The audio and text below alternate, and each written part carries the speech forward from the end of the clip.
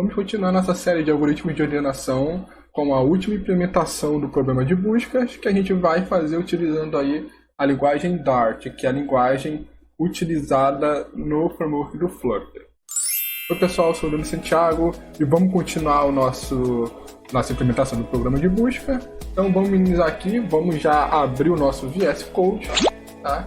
Aqui na parte de algoritmo que a gente já tinha criado nas últimas aulas, e vamos já dar início à nossa última implementação. Então, só para relembrar, né, temos aqui o dataset que a gente gerou, tá, com base no conjunto de dados de palavras desordenadas. A gente então criou um script em Python que vai gerar vários datasets pequenos com essas palavras desordenadas para a gente utilizar no nosso exemplo.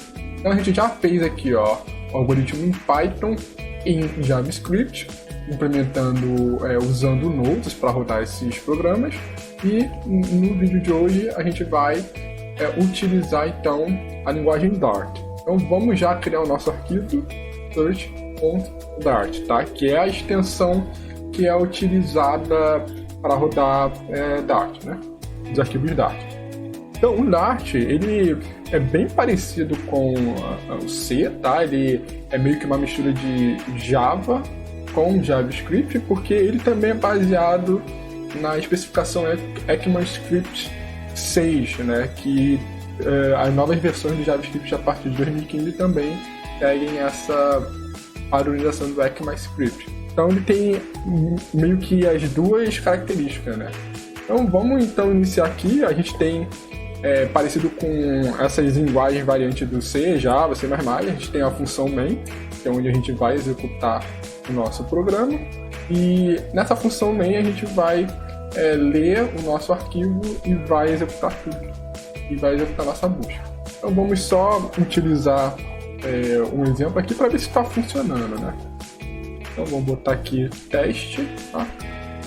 Vamos salvar e vamos agora executar o nosso arquivo. Então vamos ao bloco de search. Aí para ele estar executando o programa Dart, a gente vai chamar um interpretador, né, do Dart, e vai... Opa! Eu já vou botar teste de novo. E vai chamar o nosso arquivo. Então, verificamos que está funcionando o nosso programinha, já está chamando corretamente. Então, o primeiro passo que a gente vai dar, como nos outros vídeos, é criar como que a gente vai ler o nosso arquivo de entrada e depois manipular esse arquivo de entrada, né, fazendo um algoritmo de busca, pesquisando uma palavra que a gente vai passar para frente de comando. Então ele é bem parecido com o JavaScript, a forma que a gente vai usar, tá? Mas ela não é tão direta. Então o que eu vou fazer primeiro? Eu vou estar criando aqui uma função, tá, para ler o arquivo. Bom, então o que acontece? Eu vou criar aqui primeiro uma função, tá, que vai retornar uma lista de palavras que eu vou chamar de, né, o nosso getWords, para pegar as palavras. Então é bem parecido aí com JavaScript, né, e C++, tá? Então o que a gente vai ter? A gente vai chamar o nosso arquivo, vamos chamar o arquivo, vou chamar de file descriptor. Então primeiro a gente vai dar um new file, passando qual seria o nome do arquivo que a gente quer ler. E no nosso caso, eu vou separar, vou botar um fname, para que a gente vai conseguir definir melhor. Então o que acontece? Aqui, usando o Dart, a gente pode também declarar as variáveis sem tipo utilizando esse ponteiro var. Então eu vou estar usando ele só para mostrar um pouco do que a linguagem proporciona, né? Mostrar como que ela é parecida com o JavaScript. Então vamos passar o caminho onde está o nosso dataset. Words. Vou botar o 100 primeiro. Eu vou botar o new.txt, é o nosso arquivo. Então, com isso a gente já consegue inicializando o nosso arquivo. Então, o que a gente vai retornar? Assim como no JavaScript, a gente tem uma forma bem fácil, né? Com uma linha a gente já consegue retornar a nossa lista de palavras, tá? No formato string e forma de array, utilizando uma função que já tem nesse file, tá? Que a gente vai chamar, que é a função, é parecido o nome, né? É read as string sync, tá? Que é um método que permite a gente ler de forma síncrona tá esse arquivo convertendo já para string.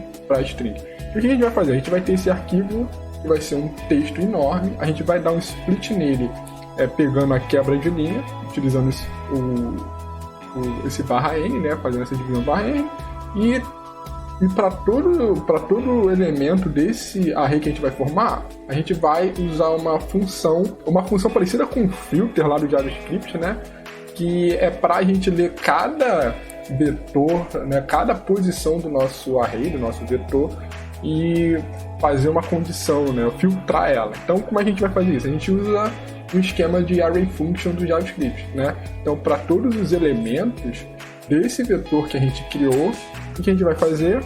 A gente vai selecionar aqueles que não são vazios. Então, a gente vai usar esse método isNotEnt, tá? Que na verdade não é método, ele é só um atributo, né? Todo elemento do vetor ele tem esse atributo que é isNotEnt. Então, tudo que for isNotEnt, ele vai ser selecionado. E no final, a gente vai transformar tudo isso, tá, em uma lista. Então, fazendo dessa forma, a gente consegue já ler o nosso vetor. Tá? Então, deixa eu chamar a nossa função de getWord aqui. Vamos chamar o wordList. A nossa wordList a gente vai chamar o getWords, tá? E vamos dar um print, né? Opa! Vamos dar um print na nossa wordList para ver se já está recuperando certo ou não. Então aqui deu um erro porque eu não importei, né, a biblioteca que tenha o file, tá? Então para isso eu vou chamar aqui o Dart, né, tem várias bibliotecas, eu vou chamar o Dart.io. Deixa eu ver se é o suficiente. Sim, com Dart.io é o suficiente. E a gente está chamando, utilizando o file. Então, dessa forma, a gente conseguiu ler o nosso arquivo, né, todinho, olha lá, borrachão, está tudo lendo somente com uma linha, utilizando esse método. Então, beleza. Então, a gente conseguiu já ler o nosso arquivo. Então, agora, o próximo passo é a gente pegar a nossa palavra que a gente quer procurar pela linha de comando. Então ele é bem parecido com o C, né? Para quem tem o C, onde a gente tem o argc e o argv. Só que nesse caso a gente só vai ter o argv, porque o argc a gente descobre sabendo o tamanho do argv. Então a gente vai ter o nosso argv, que vai ser uma lista de string, né? Que é um parâmetro da função main, tá? Ela é padrão. Então o que a gente vai verificar antes? A gente vai verificar antes se o argv, né, como ele é uma lista, ele tem esse atributo length, tá? Se for diferente de 1. Tá, nesse caso, vamos dar um print para ver o que o argv vem quando a gente não passa nada. Nesse caso, ele só passa... ele não passa nada, né, se a gente não chama. Então vamos botar isso assim e vamos dar um return, né? Mesmo que isso seja uma função void, né, sem retorno, a gente consegue estar retornando dessa forma para sair do programa. Tá? Então vamos verificar como é que está sendo o nosso programa. A gente vê que no Dart é diferente, né? Como a gente viu no Python, ele sempre vem o nome do programa. No JavaScript ele vem os dois elementos, né, que é o node e o nome do programa. No Dart ele não vem nada, né? Ele já vem por padrão o nome do programa. Então a gente já... Vamos colocar aqui a mensagem. Vou colocar aqui a mensagem. Então a gente vai mandar a mensagem de como deveria ser chamado esse programa, que é Dart, Dart, e a palavra que a gente quer procurar. Então, perfeito. Então, perfeito. Aqui a gente já passa com a palavra que a gente quer procurar. Então, da mesma forma, a primeira coisa que a gente vai fazer é pegar a nossa word, tá? Do argv a posição inicial, na posição 0. E com isso, né, a gente verifica aí que o nosso programinha está rodando. Então vamos botar aqui teste. E beleza, a gente está conseguindo chamar aí a nossa função de teste. Então, vamos criar qual seria o nosso algoritmo de busca. Então, vamos só criar aqui um esquema como é que a gente vai printar. Então, a gente vai ter um índice, né? Que vai ser o inteiro procurado. A gente vai passar o search, vai passar a palavra que a gente quer e a lista que a gente tem.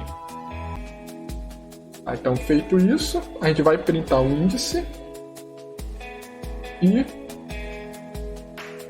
qual é a posição da lista, né? De fato, onde está a lista. Tá? No caso, aqui ele não deixou a gente printar, né? Então, no caso aqui tem um esquema diferente para a gente acessar os valores. Aqui é parecido com o JavaScript, né? A gente consegue estar acessando os valores usando o dólar, abrindo e fechando chaves. Então, com isso a gente consegue estar acessando esse valor da variável na string. Então, vamos fazer a nossa função de busca agora. Então, ela vai retornar um inteiro, tá? Busca, ela vai ter uma string palavras e uma lista de string que vai ser a nossa lista. Vou usar o mesmo critério, o mesmo nome que eu usei no JavaScript, que tem list, tá? Então, o que a gente vai fazer inicialmente? A gente vai fazer um for, né? Onde vamos iniciar o i, né? Variável local i, onde ele é menor que o tamanho da lista. Soma sempre que passar uma interação. E a gente vai verificar se a posição i da lista é igual ao item. Se for, a gente vai retornar o valor de i. Return i. Caso contrário, a gente vai varrer todas as palavras do arquivo e vamos retornar o nosso índice menos 1. Então, dessa forma, a gente consegue fazer a nossa lista desordenada. Então, vamos dar um clear aqui e executar. Deu um problema aqui. Index not in range. Ah, tá. É porque ele foi menos 1. Então vamos fazer um tratamento. Tá, vamos exibir somente o index. E se o índice for maior ou igual a 0, a gente vai printar, a gente vai exibir na tela o valor do list no índice. Tá. Pronto. Então, dessa forma, a gente consegue ele. Então, deu menos 1. Então, não foi encontrado. Então, da mesma forma que a gente fez nas outras implementações, vamos também estar calculando qual seria o tempo. Tá? Então, para isso, a gente vai utilizar um objeto que tem por padrão, que é a gente chama ele de stopwatch. Então, antes do index, a gente vai chamar aqui esse stopwatch. Watch, tá? Relógio de parada, tá? E vamos chamar de timer. Tá? Vou chamar de temporizador 1, timer 1. Como ele é um objeto, a gente vai ter que instanciar ele, chamando aqui o construtor. Então, sempre quando a gente chama ele, a gente tem dois métodos disponíveis, né? Que é o start e o stop. Então, no momento que a gente chamar, for inicializar a nossa busca, a gente vai chamar o start. Tá? Que ele vai começar a contar. E no final, a gente vai dar o stop. Dessa forma, a gente consegue saber quanto tempo que demorou para rodar a nossa busca. Então, eu vou colocar aqui do lado do index. Deixa eu ver se eu consigo fazer assim. Eu vou colocar aqui qual seria o valor de tempo que passou até então no nosso primeiro timer. E a gente vai utilizar tem um método, esse elapsed microseconds, aqui ele vai dar o valor em microsegundos de quanto tempo que demorou. Então vamos testar a função para ver. Então aqui, ó, ele mostrou aqui foi 171. Então vamos atualizar para aquele 320.139, que é o tamanho da nossa base total, para ver quanto tempo demora.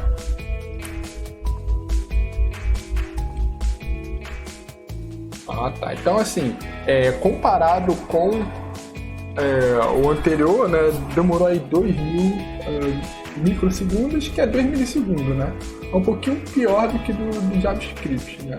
Por ser, assim como o JavaScript, ele também é uma linguagem interpretável. Então, a gente já teve os tempos, tá? Conseguimos aqui fazer a busca. Agora a gente vai fazer a mesma coisa utilizando a nossa busca binária. Então, para isso, vamos instanciar uma nova lista, tá? Chamada de list2, e vamos copiar toda essa parte.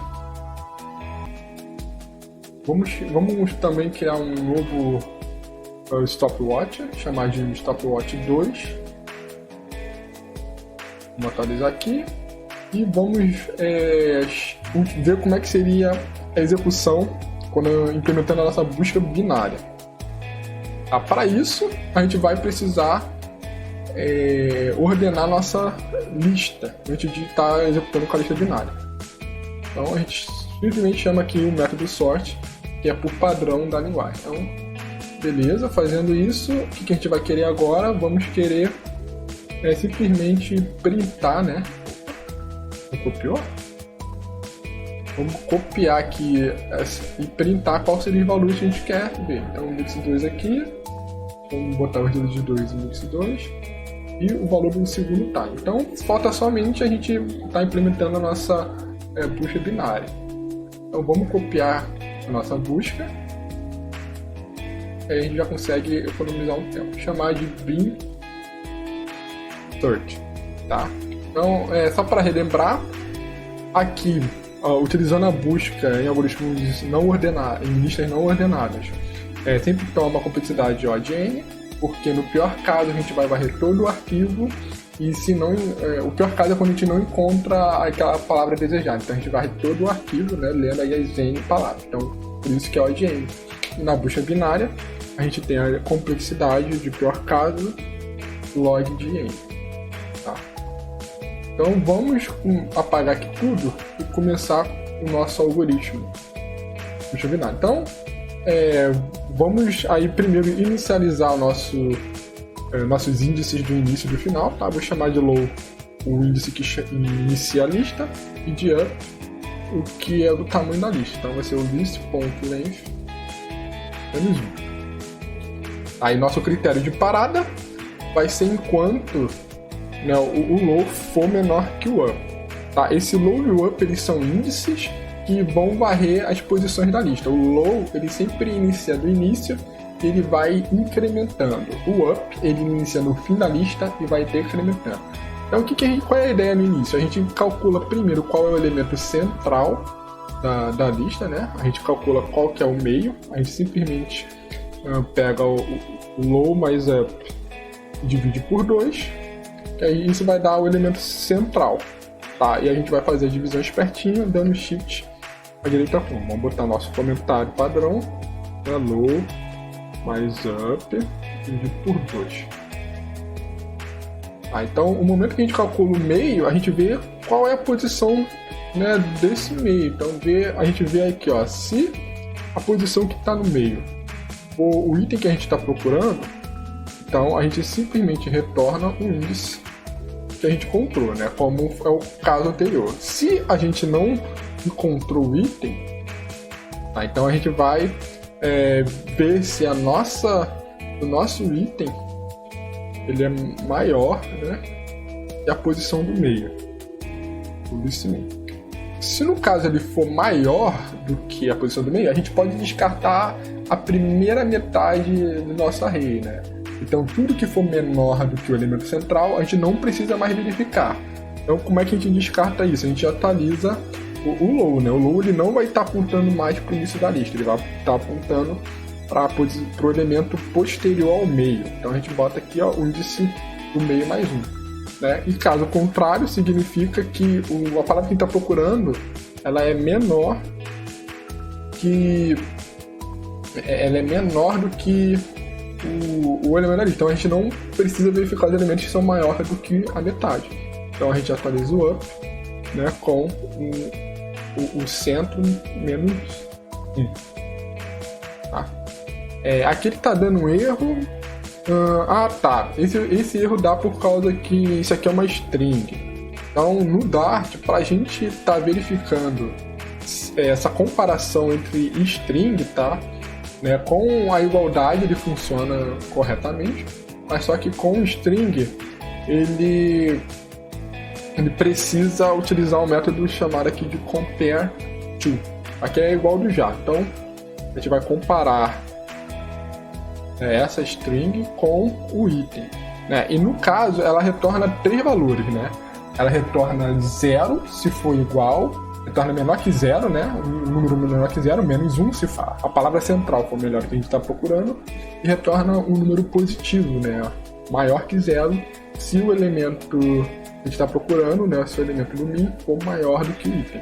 Então, no caso, a gente quer verificar se o nosso item, né? Se o min ele é menor do que o 0, né? Que aí significa que a palavra que a gente está procurando é maior do que o elemento central.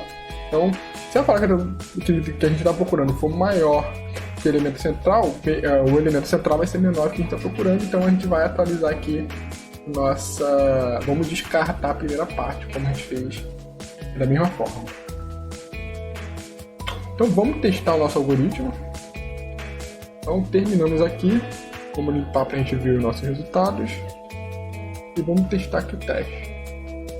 Então a gente já consegue ver que eles foram encontrados, tá, nesses índices diferentes, tá? Então na primeira lista ele tem esse índice 40.000, quase 98, e na segunda ele tem esse outro índice porque a gente ordenou a lista antes de fazer a consulta.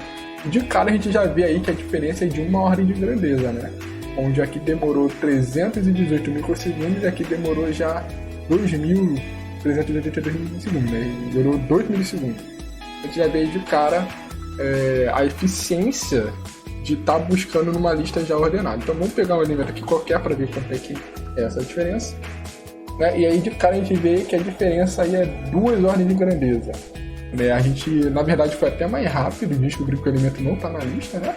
242 microsegundos contra 318, né? E a gente viu aqui que subiu bastante, né? Demorou 8 milissegundos para estar encontrando. Então, isso aí a gente consegue ver aí mais o benefício de estudar algoritmo de geração. Então, só para ser justo, vamos também calcular qual seria o tempo do algoritmo de ordenação aqui da linguagem. Então, para isso, vamos passar esse o timer 2 aqui para baixo e vamos criar aqui mais outro objeto de timer, chamar de timer, tá bom, né? Acho que tem problema. E aqui a gente vai utilizar o timer start e o timer stop, e a gente vai conseguir ver também qual seria o tempo da ordenação em si, né? Então vamos copiar parâmetro, passando agora com o timer, que é responsável pela ordenação da linguagem. Então vamos executar, quanto tempo demoraria, e a gente vê aí que é muito maior, né? O tempo de ordenação ele é muito maior até do que da busca da lista não ordenada, né? 2 ordens de grandeza a mais. Então com isso a gente termina a nossa implementação dos algoritmos de busca, né? Que é essencial para a gente estar entendendo o porquê que é útil, né? É um dos motivadores do porquê utilizar, saber algoritmos de ordenação, né? Um dos benefícios é utilizar a busca binária. E no caso a gente fez essa busca binária utilizando listas, né? Arrays, mas a gente consegue também, utilizando outras estruturas de dados, estar executando a busca binária, como árvore, grafos, dentre outras. Então, pessoal, eu vou ficando por aqui. Eu espero que tenham gostado desse vídeo. Deixa aqui no comentário se esse vídeo te ajudou, se te ensinou alguma coisa, se teve alguma curiosidade que você não sabia. Deixa um clique no gostei se você está gostando desse conteúdo, para eu saber se eu devo continuar trazendo mais vídeos desse tipo ou não. Também se inscreva aqui no canal para receber mais vídeos dessa série. O próximo vídeo vai ser o nosso primeiro algoritmo de ordenação. Então não percam e até o próximo vídeo, pessoal. Um grande abraço.